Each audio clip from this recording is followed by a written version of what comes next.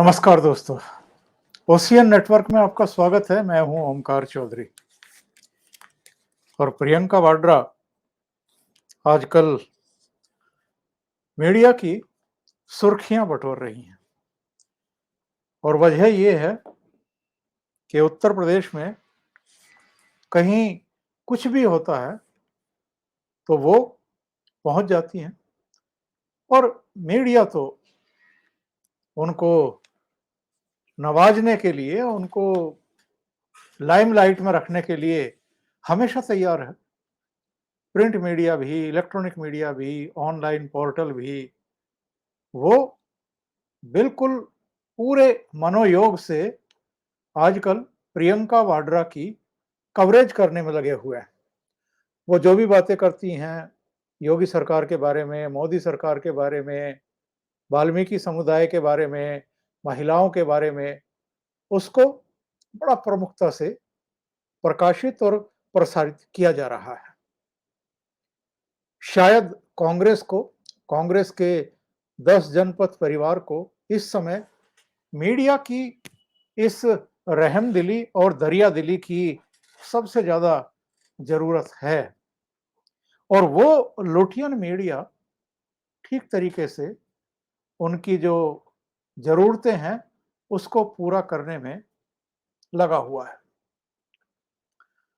कल उन्होंने एक प्रेस कॉन्फ्रेंस की लखनऊ में और प्रेस कॉन्फ्रेंस में एक ऐसा क्रांतिकारी ऐलान कर दिया कि मीडिया के भाई लोग जो हैं वो बम बम हैं। बिल्कुल उनको लग रहा है कि इससे बेहतरीन घोषणा या इससे बड़ा दांव और कोई हो ही नहीं सकता है। अब भारतीय जनता पार्टी को पिछले विधानसभा चुनाव में कितने प्रतिशत वोट मिले थे, कितनी सीटें मिली थी, समाजवादी पार्टी को कितने प्रतिशत वोट मिले थे, कितनी सीटें मिली थी, बहुजन समाज पार्टी, इन तीन का नाम मैंने इसलिए लिया है कि ये नंबर 1, नंबर 2 और नंबर 3 पर खड़े हुए थे पिछले विधानसभा चुनाव में।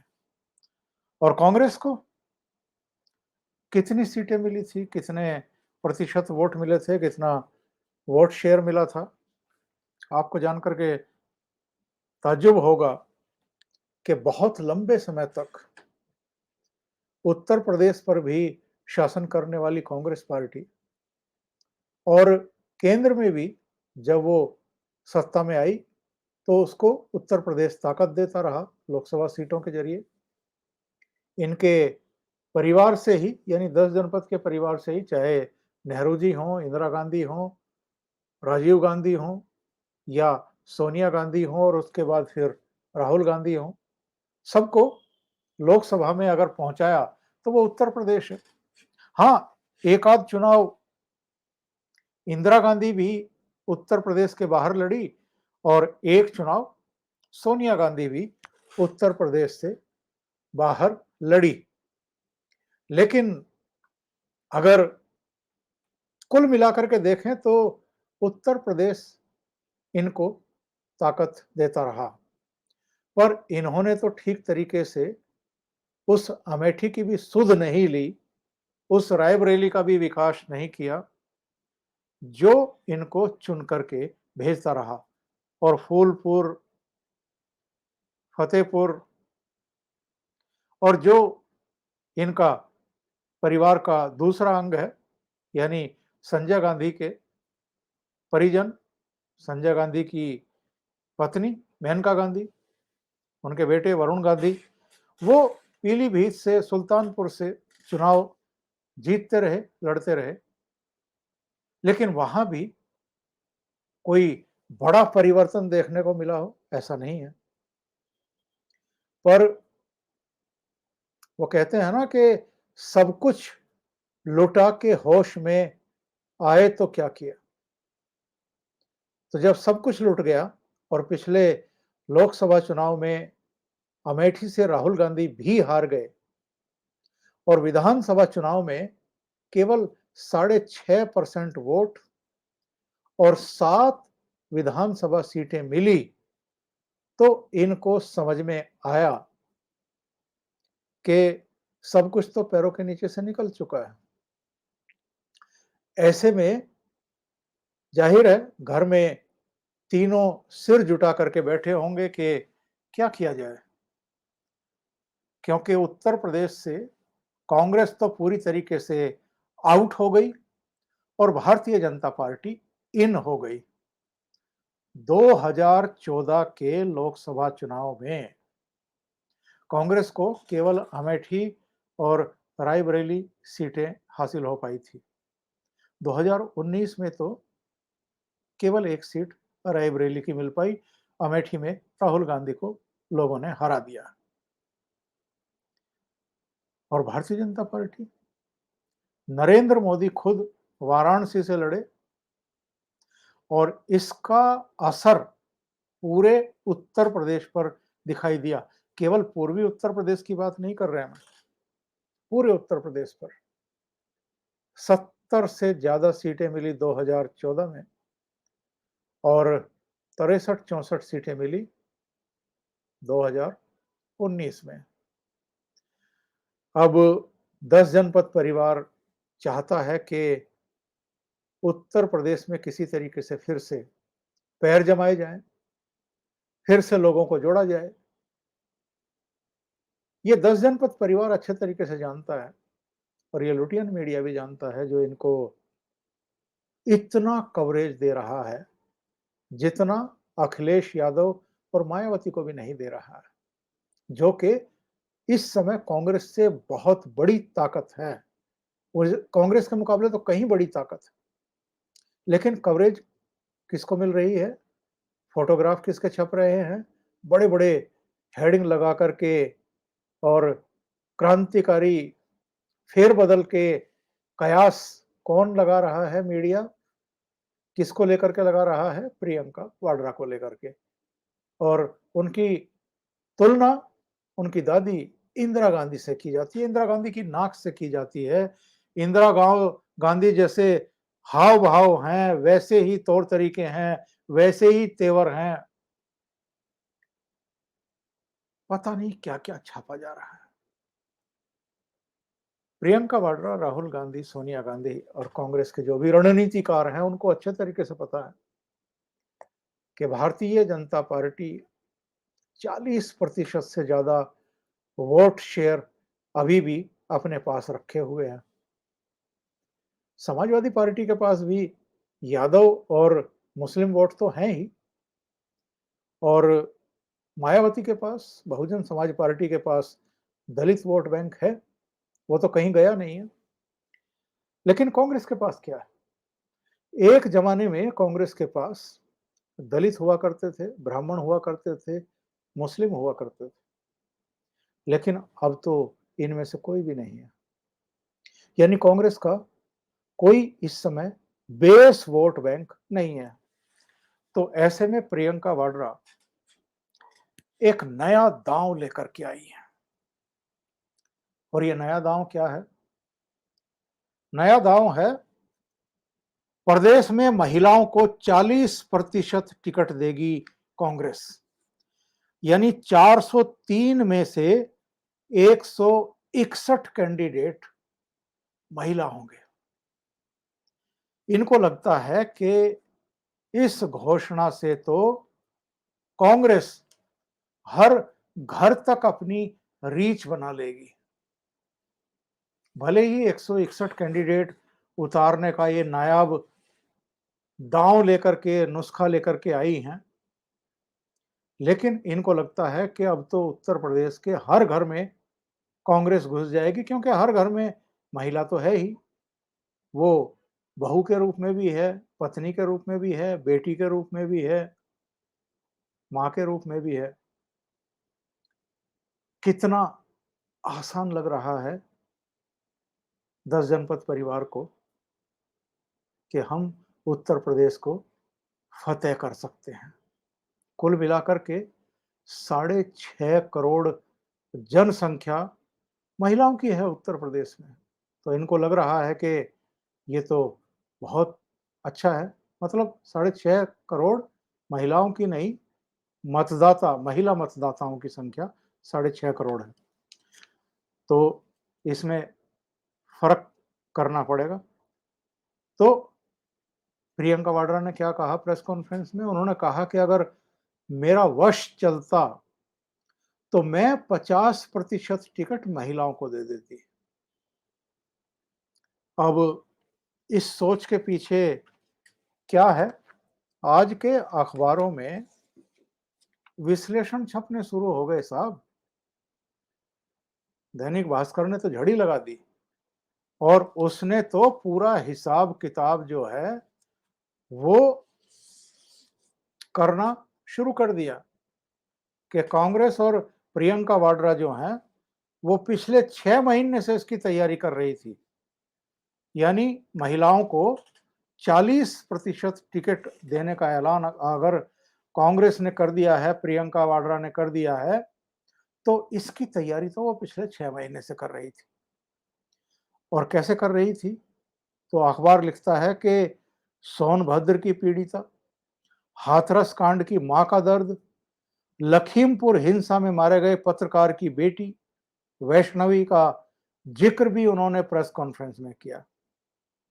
और वो हर मामले में, ये अखबार कह रहा है कि वो हर मामले में ग्राउंड पर पहुंची, चाहे हाथरस हो, चाहे लखीमपुर खीरी हो। और ऐसा करके कांग्रेस, जो कहा जा रहा है कि उसके पास राजपूत नहीं है, उसके पास जाट नहीं है, उसके पास ब्राह्मण भी नहीं है, दलित भी नहीं है, मुस्लिम भी नहीं है, यादव भी नहीं है, तो अगर ये दांव चल गया प्रियंका वाड्रा का, महिला वाला, तो वो तो हर घर पहुंच जाएगी। और 6.5 करोड़ मतदाता अगर महिला हैं, तो आप सोचिए कि इनका दांव किस तरीके से सिर चढ़ करके बोलेगा और बाकी दलों में तो हड़कंप की स्थिति है। ये अखबार वालों का कहना है। 4 कारण गिना रहे हैं अखबार वाले। एक, प्रियंका खुद महिला हैं और उत्तर प्रदेश में नेतृत्व कर रही हैं। इस कदम से महिलाओं का भरोसा कांग्रेस में बढ़ेगा। क्या बात है।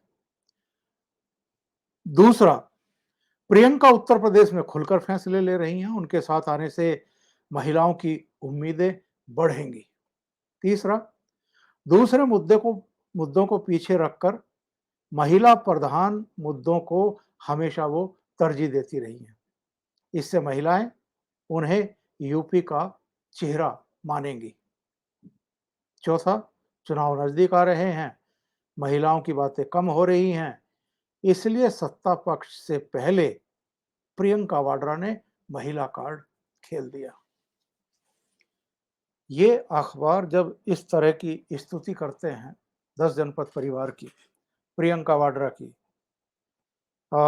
इंदिरा गांधी की ट्रू कॉपी की, तब कई बार भूल जाते हैं कि जो सत्तारूढ़ दल है, यानी भारतीय जनता पार्टी, उत्तर प्रदेश में भी, केंद्र में भी, वो खास तौर से महिलाओं को भारतीय जनता पार्टी के साथ जोड़ने के लिए क्या-क्या करती आई है, कर चुकी है और अब भी कर रही है। जिस समय कोविड-19 का फर्स्ट फेज आया और जब दूसरा भी आया, तो भी पूरे देश में 80 करोड़ लोगों तक मोदी सरकार ने राशन पहुंचवाया, रसोई गैस फ्री में पहुंचवाई और जो जनधन खाते हैं उनमें जेब खर्च भी डाला गरीबों के लिए। क्या प्रियंका वाड्रा नहीं जानती हैं कि मोदी सरकार ने हर घर में और खास तौर से गरीब के घर में शौचालय भी बनवाया है, उनको मुफ्त में गैस कनेक्शन भी दिए हैं, जिन घरों में बिजली के कनेक्शन नहीं पहुंचे थे वहां बिजली के कनेक्शन भी मुफ्त में दिए हैं। क्या महिलाएं इतनी सुविधाएं देने वाली भारतीय जनता पार्टी और नरेंद्र मोदी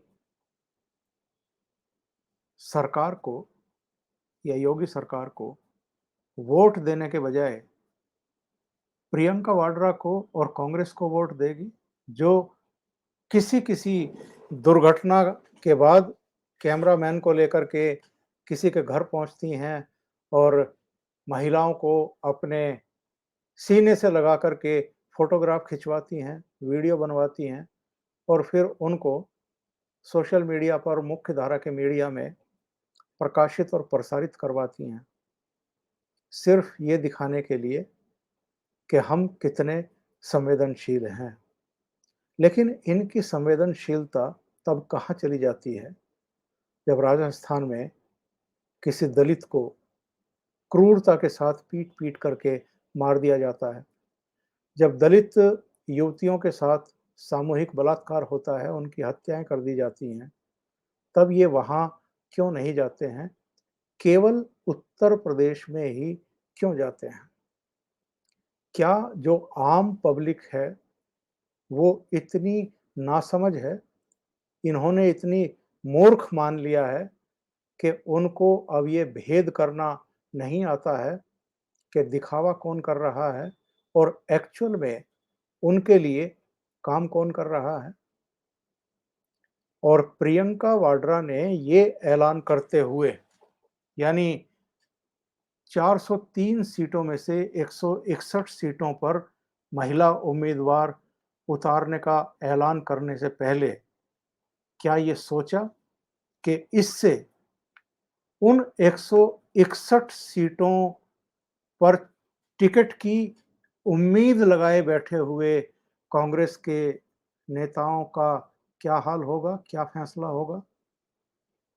क्या जो पार्टी अपनी जमीन खो चुकी है, लोगों का भरोसा खो चुकी है, लगातार हारती आ रही है और जिसका पूरे प्रदेश में वोट शेयर केवल 6 साढ़े 6% ही बचा है, उसके साथ लोग रहना पसंद करेंगे? ऐसे में जबकि आप 40% सीटें तो उनसे छीन ही ले रही हैं और यही वजह है कि कांग्रेस में भगदड़ सी मचनी शुरू हो चुकी है। वेस्ट यूपी की मुजफ्फरनगर की बात करें तो वहां से कांग्रेस के एक कद्दावर नेता हरेंद्र मलिक और उनके बेटे पंकज मलिक दोनों ने कल कांग्रेस से रुखसती पाली, कांग्रेस को छोड़ दिया। अभी किसी दूसरे दल में शामिल नहीं हुए हैं, लेकिन ये घटना क्या बताती है, और इससे पहले भी कई लोग कांग्रेस छोड़ चुके हैं। इससे पता चलता है कि इनको राजनीति की एक्चुअल में कितनी समझ है। अभी चुनाव में 4-5 महीने हैं। 4-5 महीने पहले ही आप अगर अपनी हवा बनाने के लिए, महिलाओं को अपने साथ जोड़ने के लिए इस तरह के दांव खेल रही हैं, इस तरह के कहना चाहिए कि वो जो गुब्बारे में से कभी-कभी गुब्बारे निकलते हैं, एक पीपी टाइप चीज़ जो होती है जिसमें आप पानी से गुब्बारे निकालते हैं, इस तरह के गुब्बारे उड़ा रही हैं, एक माहौल बनाने के लिए। लेकिन इसका नतीजा क्या निकल रहा है? जो थोड़ा बहुत कांग्रेस में अभी भी आस्था रखे हुए हैं और जिनको कहीं दूसरी पार्टी से कोई उम्मीद नहीं है कि उनको टिकट मिल जाएगा अगर वो कांग्रेस छोड़ कर के वहाँ जाएँगे, तो ऐसे लोगों को भी प्रियंका वाड्रा के इस ऐलान ने अब कांग्रेस से एक तरीके से मुक्त कर दिया है। वो कहीं भी जाए, कहीं भी ट्राई करे, लेकिन कांग्रेस में नहीं रहेगा। एक तो कांग्रेस की वैसे ही बिल्कुल कहना चाहिए कि ज़मीन पर ऐसी-तैसी हुई पड़ी है। उसके कार्यकर्ता भाग चुके हैं। उनको पता है कि सबसे बुरी हालत में अगर कहीं कांग्रेस है, तो वो उत्तर प्रदेश ही है। उत्तर प्रदेश जो कभी कांग्रेस का गढ़ माना जाता था और जहां बहुत लंबे समय तक कांग्रेस की ही सरकारें बनती रही हैं, वहां कब इनके हाथ से ब्राह्मण निकले, दलित निकले, मुस्लिम निकले, इनको पता ही नहीं चला। और अभी भी ऐसे-ऐसे काम कर रहे हैं, केवल वो 15% जो मुस्लिम वोट है, उसके लिए। ये ऐसे-ऐसे बयान देते हैं, ऐसी नीतियाँ बनाते हैं, जिससे 85% जो हिंदू जनता है, आबादी है, वो इनसे पूरी तरीके से चिढ़ ही बैठी है। और उत्तर प्रदेश में इन्होंने अभियान कहाँ से शुरू किया था अपना चुनावी? वहाँ बनारस से। बाबा विश्वनाथ मंदिर में पूजा अर्चना की, एक और मंदिर में पूजा अर्चना की, फिर जब जनसभा को संबोधित करने के लिए पहुंची तो दुर्गा स्तुति की, लेकिन बाद में मंच से अजान भी करवा दी। ये है इनकी पॉलिटिक्स को लेकर के समझ। और ये जैसे बरसाती जब पहली-पहली बारिश होती है तो कुछ मेंढक टर-टर करते हुए बाहर निकल आते हैं और अजीब तरह के सुर लगा कर के एक दूसरे का साथ देना शुरू कर देते हैं। वही हाल इनका है। जब भी चुनाव आते हैं तो भाई और बहन मंदिरों के चक्कर काटने शुरू कर देते हैं।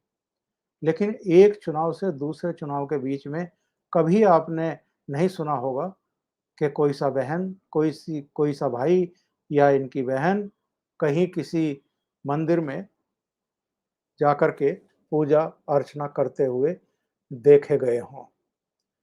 तो जिस तरह की इनकी समझ है, वो इनकी पार्टी का भी, इनका खुद का भी भट्टा बैठा रही है। अभी के लिए इतना ही। बहुत-बहुत धन्यवाद। अगर आपको ये चैनल और इसके कंटेंट पसंद आ रहे हैं तो लाइक करें, कमेंट करें, वीडियो को शेयर भी करें। अभी तक अगर आपने ये चैनल सब्सक्राइब नहीं किया है तो सब्सक्राइब कर लें और साथ में लगे बेल आइकॉन को दबाना ना भूलें, ताकि आगे आने वाले वीडियो और उनके नोटिफिकेशन आप तक पहुंचते रहें। बहुत-बहुत धन्यवाद। नमस्कार।